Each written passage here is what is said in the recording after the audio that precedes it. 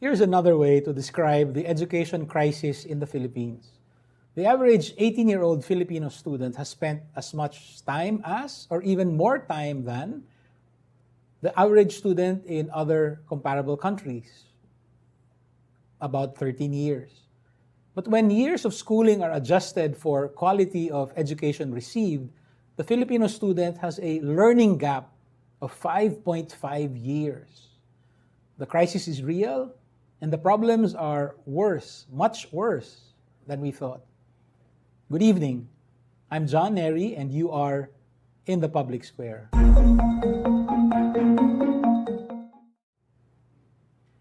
Today, I return to a topic of critical importance, the crisis of education. In an earlier episode, we focused on the shocking finding that the Philippines has a learning poverty rate of over 90%. In another episode, we considered the work of the Second Congressional Commission on Education, or Edcom 2, as the last chance for education reform. In this episode, I would like to focus on the most pressing problems of Philippine education, and then consider how Edcom 2 can be or can lead to the source of the solution.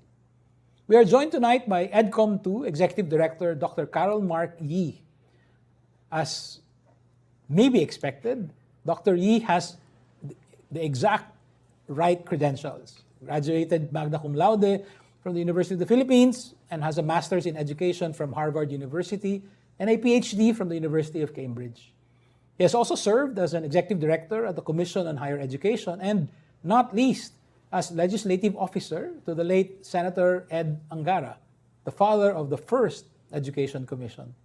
Good evening, Dr. Yee, and thank you for joining us in the Public Square. Good evening. Thank you for having me. Thank you for having Edcom in your list of topics to discuss. Well, it's really important. Dr. Yee, what I would like to do is to go through some of the highlights or the highlighted problems of the Orbeta-Pacquiao PIDS study, Philippine Institute for Development Studies, paper on education. And I'd like to invite you to explain these problems in greater depth. Sure. And then ask you how Edcom 2 thinks about these problems and what kind of solutions are realistically within reach. Let's start with what is called the learning gap. Right. What does a learning gap of 5.5 years really mean? I think in terms of literature on education, or the research on schooling, what people are shifting towards is understanding that schooling does not equate to learning. So you could be in school for 13, 14, 15 years, or as long as you want, but you're not actually learning for the entire duration. And so what they've tried to do was to adjust it based on the learning or the outcomes that students are able to demonstrate and what they know. What they found is that in the Philippines, we're actually deficient by 5.5 years compared to what we're actually spending time on in school, which is a big problem, no? Especially after the K-12 reform, where it added additional years of schooling in kinder and grade 12. And despite all of that, when we assessed ourselves, we're actually not learning the entire time. So what that means is that someone who is entering, let's say, senior high school actually has learned only enough for maybe grade 5 or 6. Yes. And also that in other countries, no, if you look at the graph of the publication, you will see that other countries have fewer years of schooling, for example, maybe 9 years, but actually learning more than us. So that's something that we really need to address, no? Because as we know, each year of schooling is additional resources, both from families and from the state.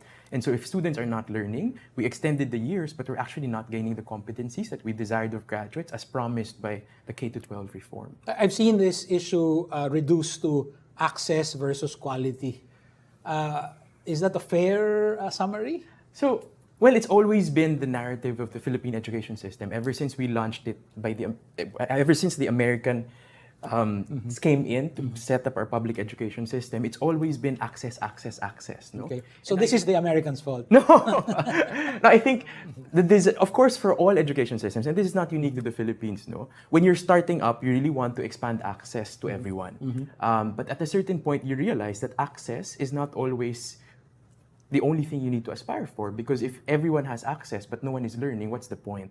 And so I think even within the commission, the discussion now is we're okay with access, actually, if you look at elementary education access, for the past decades, we've done very well already. So we really need to shift towards quality. So that's really where we are now. The Second Congressional Commission on Education, Edcom 2, it's one of those rare initiatives, right? So the Senate even made literal space for you, right? So you have your own staff, and you have a 3-year timetable. What kind of solutions are you looking at, or are the commissioners and your advisory council and the technical secretariat looking at to solve the learning gap problem first? Right. So I think if you read the law, RA 11899, we're looking at both short-term and long-term solutions. So we understand that there are urgent reforms that need to be put in place quickly because learners are not learning.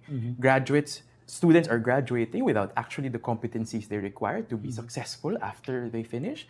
And also, secondly, that there are more longer-term reforms that are maybe institutional, that will require much more investment or a longer-term horizon for us to succeed in, for example, teacher quality. So I think we're very cognizant of that. And so we want to find those two things and to be able to propose solutions. I think how we've decided to proceed is to do 3 things. The first is to diagnose the problems well. Because actually, if you read, so Edcom 2 is because there's an Edcom 1. But what I always say is, when I was doing my PhD in the UK last year, I went to the University of London in SOAS and looked at the materials, the archival materials on Philippine education. The 1925 Monroe survey is there, and what you will find there is that the problems we're facing today were the problems we faced in 1925. Excessive admin load of teachers. Okay. The visitors from the US who described the education system said they've not seen a system that required such excessive admin burdens on teachers. That's a 1925 problem, not even an Edcom 1 problem. And we have been unable to resolve that. And almost 100 years. Yes, 98. And so our hunch is that maybe we are not getting to the root of the problems. And so we need to first diagnose very well, because only then could we look at and find responsive solutions. The second is, I think the narrative now is learning crisis. Now, there's a real problem, we're failing. But I think what you don't see at regional and national assessments is there are many successes happening on the ground. So we know of LGUs doing very well. We know of principals who are able to turn around performance of learners. We know of regional directors who are able to say, hey, we're focusing on so many things, we need to focus on the essentials, why don't we do that? And that has translated to improvement in learning outcomes. And so what we want to do is not only to diagnose the problems, but to find local solutions. Because if you look at Edcom 1, and that's what we've been doing the past months now, really looking at all the recommendations, Edcom 1 was in fact ahead of its time and very sound technical solutions. But our challenge is not understanding what the solutions are, it's how to implement it on the ground in a way that works and in a way that is sustainable. And so for us, we need to see local models of actually working programs that have succeeded in improving learning outcomes. Because if we don't go there, we'll have perfect solutions on paper, but it will never happen anyway. And so that's what we want to do. And to finish that off, I think our triangle is really to look at best practices around the world. And we'll look at good models like Singapore and Finland and Vietnam, but also countries that have really also have had a big problem in terms of learning achievement and how they've progressed since then. So we've heard of different models in Africa and India of ways by which they were able to arrest this downward trend in terms of achievement and learning and figure out what we could learn from them and how we could implement that. Can you speak of specific examples? Let's say local solutions. Right. What's a nice local story? Right. So for example, early childhood education. Very few understand. Actually, in the Philippines, access to early childhood education, which is pre-kinder, especially age 3 to 4, it's fundamental to all learning that will happen afterwards. Yeah, it's the very basis. It is. And generally, people understand that, at least in education circles. But how we've funded that and supported that as a country it doesn't reflect that. So what we've seen is that in other LGUs that understand this concern, they've really funneled supports to improving child development centers, to funding daycare workers. And this has really been able to give their students a good foundation to learning so that in grade 1, fewer students are dropping out, because that's what's happening, diba? And without all of these foundational skills, they're really unable to progress and achieve well. And early childhood includes feeding programs. And so what they've done is to bring together families, parents. They would ask them to, may mga gulayan silang initiatives. Then they would cook also and involve the community, and then feed the children, involving the parents also in terms of how they could support their learner at home. So we see these models.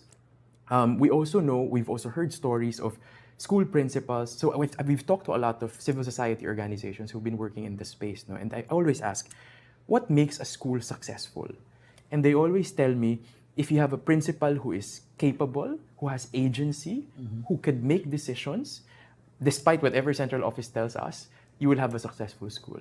Because they know what's happening to their learners, and they can say, stop all of these other things, let's focus on reading. We're talking about a public school principal Yes, here. So the yes. agency Yes. actually needs to be backed up by political will on the part of the local executive. Yes, right? but also data. So what we're trying to understand is what makes them empowered. One is maybe will, political will, as you mentioned, but also they were able to find the data that told them, or that I guess motivated them to realize that students are not learning, and therefore we need to do something about it. So what we're trying to do is understand the factors that enable school principals to be successful and figure out how we could do that for more. Are there private school best practices that you think might translate well, might travel well to public school? Well, a lot of private schools are more intentional when it comes to teacher training. And I think private schools maybe have that luxury because they need to look at the scope of their school. But that's different from public schools, no? Because public schools, it's a massive system. At least for elementary, 90% are public schools. And teacher training needs to be done in a way that covers all of those needs. And so maybe we need to figure out, how do you do teacher training at scale in a way that still works? So we've done this before. So when I was with CHED, and you mentioned my engagement in CHED, we tried to do senior high school training because we were trying to prepare teachers to teach senior high school courses in 2016. Despite all of our best efforts, and despite getting all of the experts that we could find from all the best private schools and public schools, so we got master teachers, teachers from Pisay, teachers from Xavier, Ateneo. So you could do it, but you really, when it comes to scale, a lot of things become more challenging. For example, if I need to bring together 600 teachers in one area and to teach them properly, it's really that, the infrastructure and our ability to implement at scale. And so all of these learning solutions that we're talking about, well and good, but the problem is, yes, you could try to improve pedagogies, but if in the classroom a teacher has 60, 70 students, you could not do any of these sophisticated pedagogies, project-based learning, problem solving. You cannot do all of this. Too many students, yeah. And if you're, packed to the brim, there's no way that you could do that, no? Your ability as a teacher would be limited or constrained by the realities that you face. While we're talking about private and public schools, there was a passage from the PIDS study that really jumped out at me. And let me quote, DepEd manages the education system as if only one exists. Yes. That is, DepEd schools. Right. What does that mean? So, I mean, to be fair to DepEd, ever since, from the time of the Americans, again, elementary provision has always been overwhelmingly public. Okay. Because what we did was, we're starting out as a country, we're a new nation, let's build schools. Let's focus on elementary. Then let's ask secondary schools and colleges to be handled by private institutions. Okay. And the same story with senior high school, no? Once the K-12 law was passed, we were trying to build capacity to make senior high school accessible all over the country, but we understood that we had constraints to mobilize so quickly to be able to implement it in 2016. So there was a voucher program that then invited private schools to participate and offer it. So DepEd has focused on elementary, and rightly so, 90% of providers are public. But that line, I think, refers to secondary, because secondary, at its peak, 70% of high school was provided by private. This was in the 1960s. In 2015, this is now 20%. Senior high school, medyo mas mataas pa, about 46% in 2016, now decline of 10 percentage points. And so I guess this nuance in how a system is governed, from a DepEd perspective, what PIDS might be saying is, maybe for elementary, yes, run it like you're their only public schools, but understand that especially for secondary, that's not the case. And you are excluding, or maybe there are many good private schools that are being forced to close down because of how the governance or the financing of the system is happening. I guess from the private side, and we do talk to the private schools a lot, what their clamor is to recognize complementarity. And this is in all of the laws and even in the Constitution. Complementarity, recognizing the role of both public and private education in the provision of education service delivery in the country. Solutions could include, for example, that instead of building classrooms, public schools everywhere, if there are good private schools who are providing quality education in a certain area, instead of building another public school, which will take a while and a lot of investments in terms of infrastructure, why not give them vouchers to go to the good private school? And so using complementarity as a means of enabling access, which we are still trying to do for secondary. And if, for instance, that possible solution were on the table, how would Edcom to work its way towards that? I mean, how Right. it will be a law passed? Or, Right. Well, it could be, but I think the starting point is really, and the work with PIDS, the Philippine Institute for Development Studies that we're doing, and Dr. Babes and Dr. Vic are colleagues. We meet every day now. Sabi yan, baka magkapalitan na kami ng mukha. It's really doing a mapping. Because yes, we understand that there's private capacity, but we also need to map out where is there clear demand, where is there congestion, where is there no access yet, and let's map out, are there areas that really meet, that where there's private that could fill that void or that gap, and if none, then clearly government needs to invest. So we just need to be more proactive in really understanding where the gaps are and where could private be the solution for that, and where else government needs to be a bit more creative. We're also saying, for example, that we're talking about last mile learners, no? Because some of the learners for basic education, they're not easy to reach. And rightly so, because we're already at 90% now, or actually more than 100% participation in elementary. But there are learners we're unable to reach because there are few of them on top of a mountain, they're in very remote areas, they're in areas of conflict. So for these type of learners, we need to be a bit more creative in understanding how to reach them. And that's not always building a school, and maybe not always also just sending them to a private school.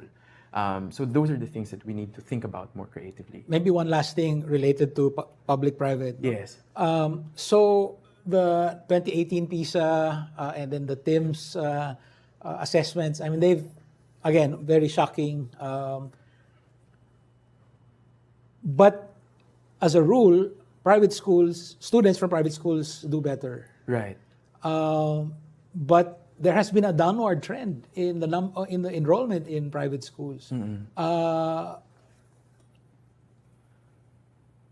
Why is this happening?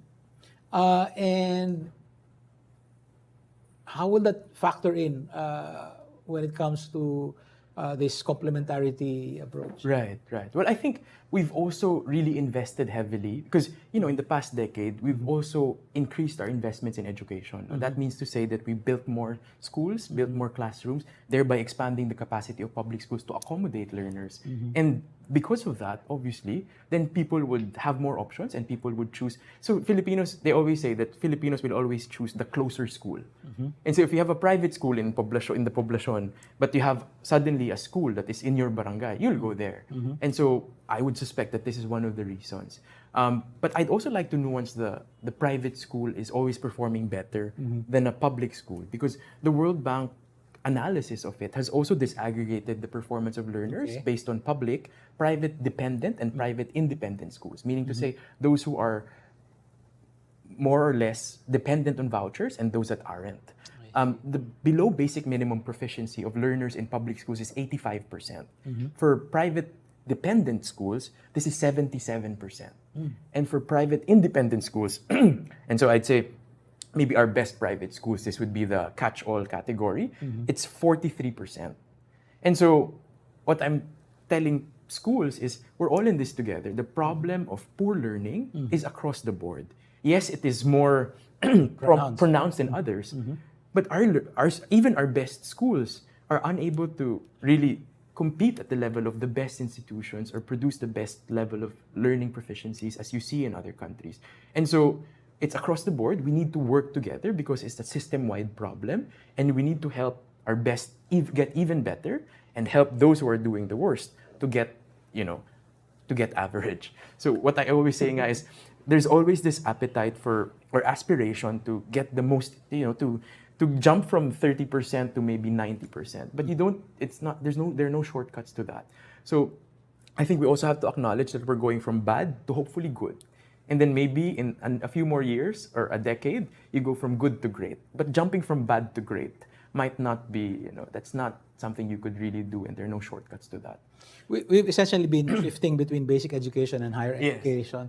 But that's only two of the three focal Yes, points yes. determined by the first Edcom, right? Yes. So the second one is technical, vocational, vocational. education Yes. and training. Yes. Correct me if I'm wrong, but looking at the PIDS study from August last year, it seems that that's one of the bright spots. I mean, there are many, like 1 million more enrolled. Yes. And is that in fact a bright spot? What can be done about?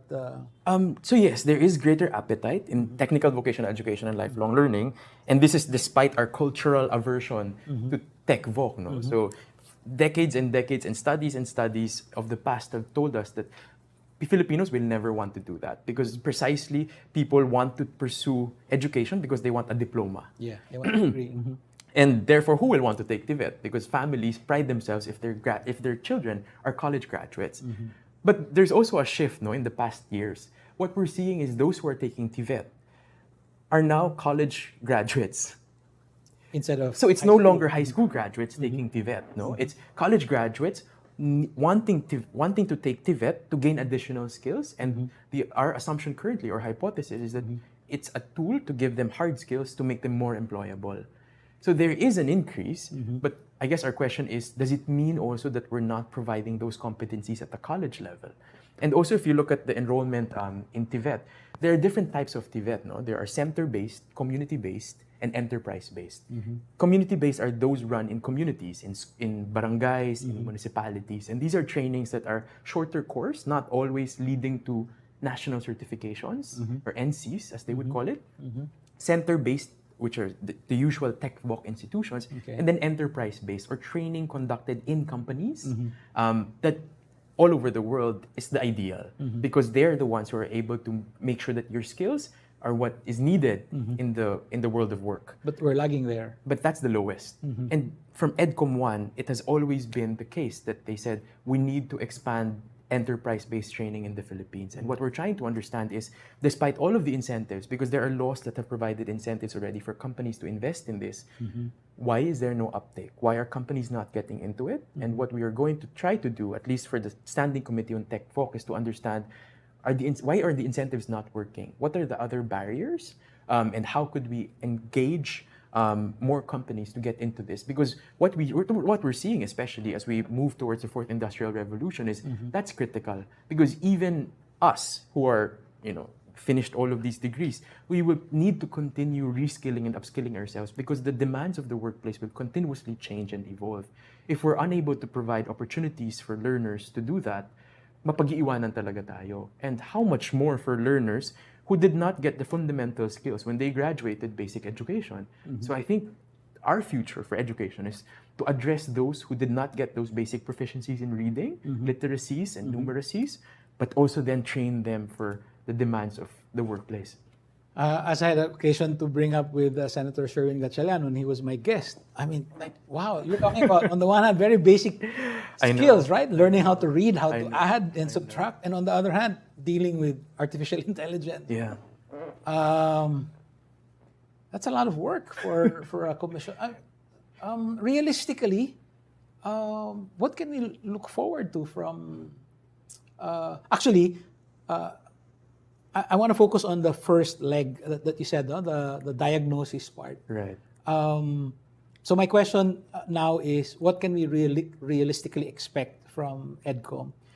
Maybe you can start with the diagnosis part. No, I read in the PIDS report a recommendation to sexify education statistics, right? The argument is that we may know GDP. Well, right. Maybe even non-economists would know GDP, but or the foreign exchange rate, right? But not enough people know about what with right. visa and so on. So, right. that might be part of it. Would that be part of it? Like they even have a recommendation to set up an independent body Right. in charge of education statistics. Maybe we can Right. start there. Would that be part Right. of the diagnosis? Sure. Yeah? I was going to say that one of the recommendations of Edcom 1 was exactly that, to put up an independent testing agency that would assess learner performance. Sorry, And what happened to that? it was not implemented. They also recommended a national achievement test, which we eventually did. But the Edcom 1 recommendation was a national achievement test to allow our teachers to assess the performance of their learners and to immediately provide remediation before they progress to the next level of schooling. We did the national achievement test. But that's it. But whether it did inform the how teachers would then re-strategize how they would teach or how they would treat a learner did not really happen. So I think sexifying education statistics maybe is one thing, but maybe not the most important thing, because what you need is data that can actually inform actions of change agents on the ground. And this would be principals and teachers, and even parents, to help them make the right choices as to where their children should go to school or how they should support their learners. So more than the statistics or the publications, the bulletins, I think it's really understanding what data is needed on the ground to inform strategies and how could you make that available at the right level. Because national achievement results are important, regional assessments are important, but it's classroom level that you need to intervene. So more like formative assessments, right? Like, More formative assessments, more tools, because around the world there are tools now to quickly assess capacities of learners, like shorter tests, not necessarily a multiple page exam, but just a questionnaire of 20 items. And this is what they're doing in many interventions, for example, like teaching at the right level, being able to understand where your learner is at this point. I think that's what we need more. That's really the important bit, no? Because we could have all of these sophisticated analysis, but if it does not inform how a teacher should teach tomorrow or next year, or what they need to invest in as a school, then it's for naught. This PIDS study and other studies have pointed to the usual suspects now: quality of teachers, Right. Performance, underinvestment, even the higher levels now, but still as a percentage of GDP, we need a higher investment Right. in education and so on. Those would be the usual suspects. But are there other important factors that maybe we're not looking at, Right. which you think we should be paying attention to? Right. Like I guess for us, how we've thought of it is that there are remedies that are required in school, but also out of school. So in school, as you said, pedagogies, shifting from rote to problem solving. Infrastructure, meaning to say you need classrooms. You need that they're not filled to the brim so that teachers could really focus on the number of learners that they have in front of them. Access to learning resources. So we've found that very few actually have access to textbooks and resources that they require. So that's critical. But outside of school, what we've also seen is that school environment, bullying, for example, the incidence of bullying in the Philippines is 40%, highest in Southeast Asia. 40%. Yes. So Wait, 4 out of every 10. Grade school? don't feel safe. in Don't school. feel safe. Okay. And if you don't feel safe in school, how will you absorb your math lesson that's in front of you? So that's an issue that really needs to be studied. And we have people in our standing committee looking at exactly just that. Why is it a problem? Is it cultural? Why is there violence in schools? How could we promote? How could we, improve our ability to resolve conflict?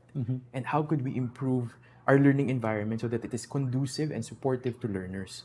We're also looking at family constraints, no? Because all over the world, it's been accepted that you need support at home in terms of modeling values of hard work, also your parents supporting you in terms of education decisions as well as in your learning. We're trying to understand how does that happen in a Filipino family, especially that we're cognizant of the constraints. Some families, parents are not around because they're OFWs. Both parents have to work because of our socioeconomic conditions. Some parents also don't have the same level of educational attainment as their child. Maybe the student is now studying geometry in high school.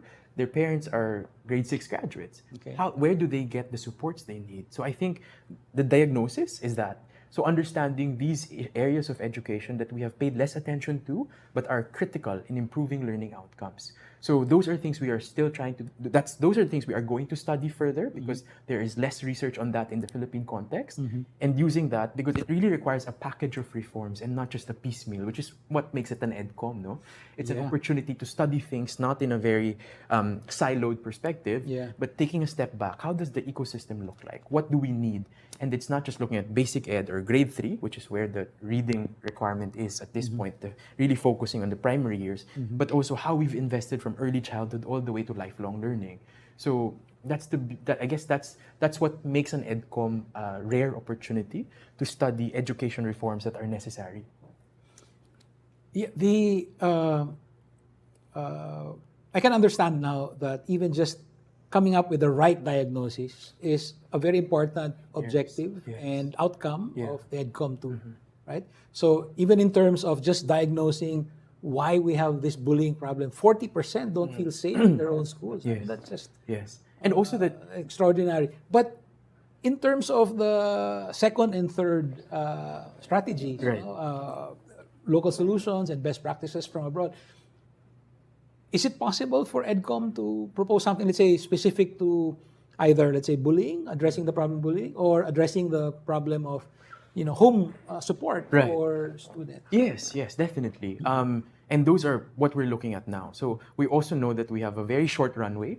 So what we're trying to do is to engage a wide range of stakeholders to help us in the work. So PIDS is helping us with the diagnosis. We're also going to work with universities. Actually, UP, for example, is going to launch research fellowships for faculty members, not only from UP, but from everywhere, to focus on the researches that Edcom requires.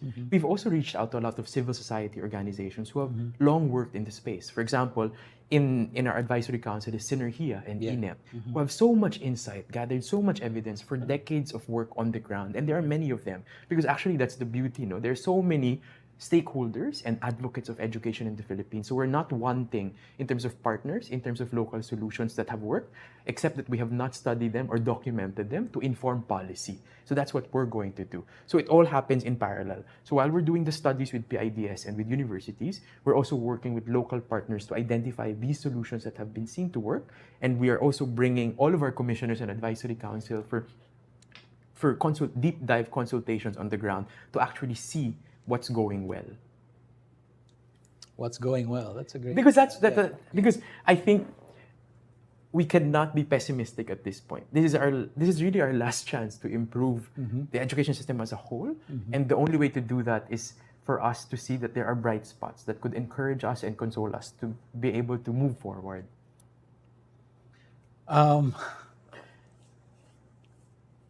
Another thing that jumped out at me, before I forget, let me raise this. Sure. More than 30% of higher education institutions do not have accreditation. Well, so accreditation is an indicator of quality. Yes. Okay. I guess there are many indicators of quality, and higher education is more complex in that sense. There are many constraints also to getting accreditation. One is cost. I think when you look at that on its own, you also need to understand the profile of higher education institutions that we have. We have 2,396 higher education institutions, which is very, very, very high for the number of learners that we have, which is 3.5 higher education students. If you look at what would be a good if you look number at, then? well, if you look at the data, more than 50% of our higher education institutions have less than 2,000 students.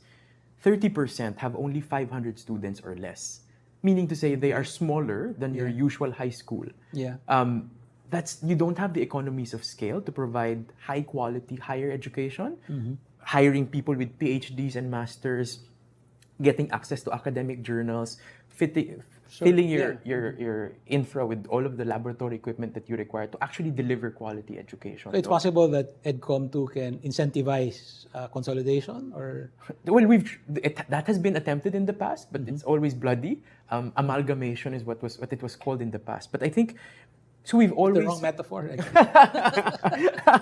No, but I think for higher education, what it requires is for us to understand the role of higher education in developing countries.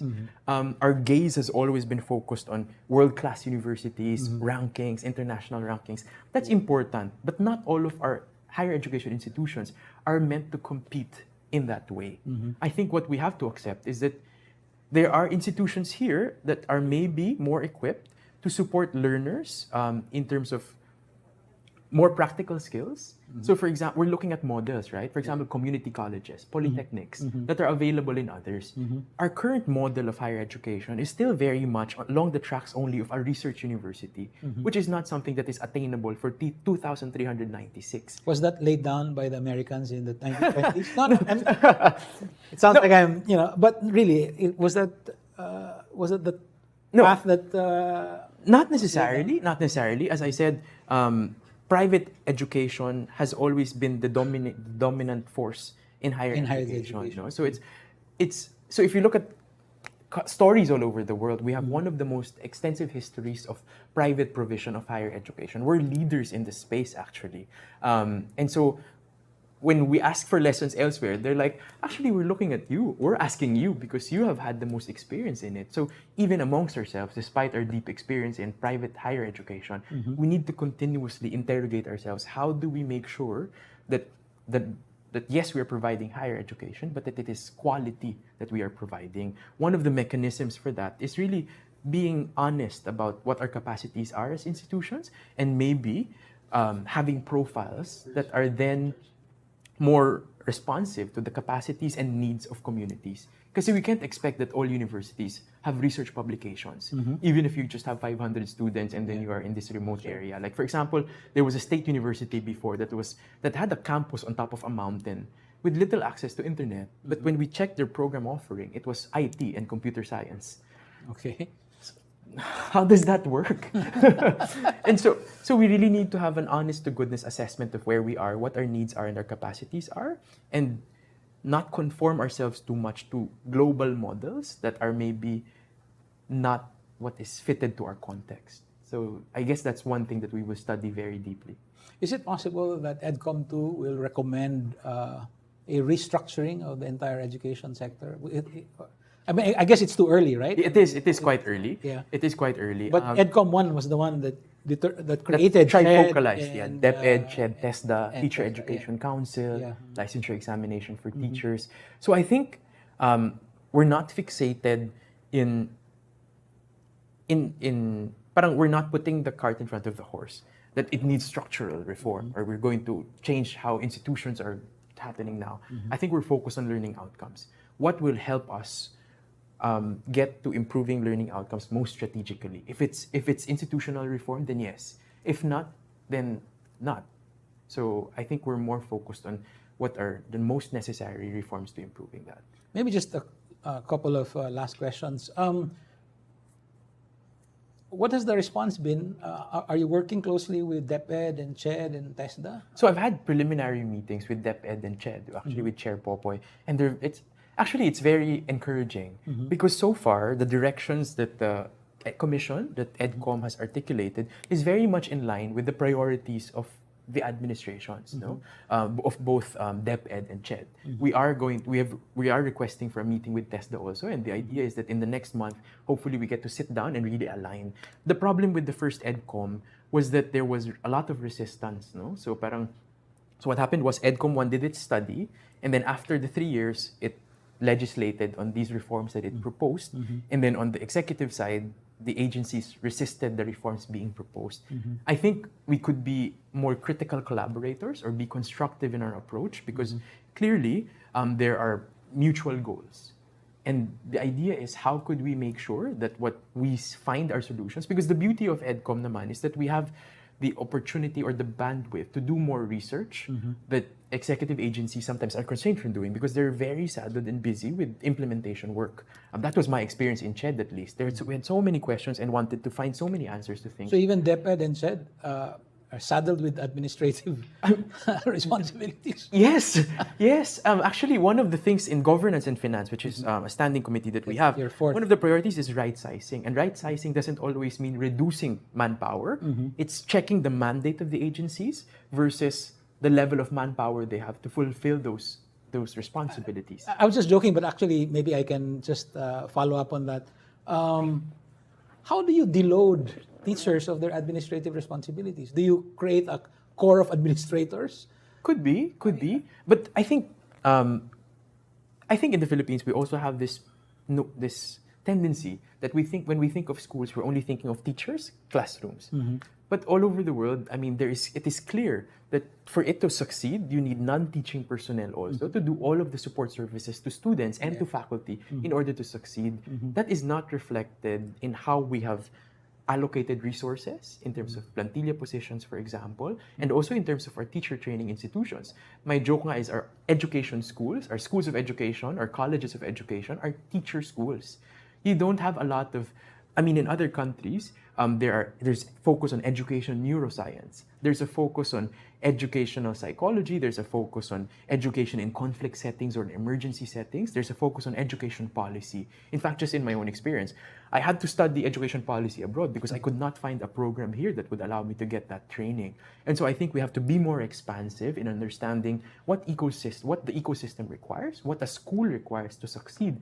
And that's not just teachers, because sometimes ang daming trabahong sa teachers bumabagsak that actually support personnel in the school should take care of. And in private schools that happens, right? You actually already anticipated my last question, which was where did Edcom 1 fall short? And I guess the answer is institutional resistance. Other than working closely with the agencies, the line agencies, so that there will be less resistance, what are the possible pitfalls for Edcom 2? Right. Well, what do you call that? I'm not sure if you heard the term premortem. Have you heard of that? No. It's diba when a patient dies, there's a post-mortem to understand what caused the death. Yeah. So a pre-mortem is you trying to project what would be the causes of failure. Exactly what your question is. I think one thing that we are very conscious of is that we need to understand and accept that there are political, social, and cultural constraints to implementation and reform work in the Philippines. We cannot come up with solutions that are technically perfect, but we know will not happen anyway because of the political realities. So for us, instead of trying to shoot for the stars and be, and overlook or deny the reality or the existence of these constraints, we need to accept them. We need to see where they are, what these are, and then to build solutions around them to make sure that our solutions are resilient enough to withstand implementation challenges on the ground. So that's really at the heart of the local context, understanding the diagnosing of the problem, that it's not just technical solutions, it's understanding that there are many realities that overlay and make it very complex for us to solve these problems, and we should find solutions that are able to hurdle all of those to succeed. Premortem. That's a great, a great concept. We should apply it to Philippine democracy also. Dr. Karol Mark Yee of Edcom 2, thank you for your time, your insights, and your work. A more educated citizenry makes for a stronger, more robust public square. Thank you. Thank you.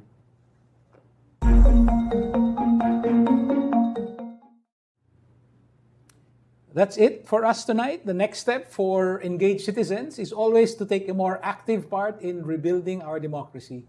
See you in the public square. This is John Nery. Thank you and good night.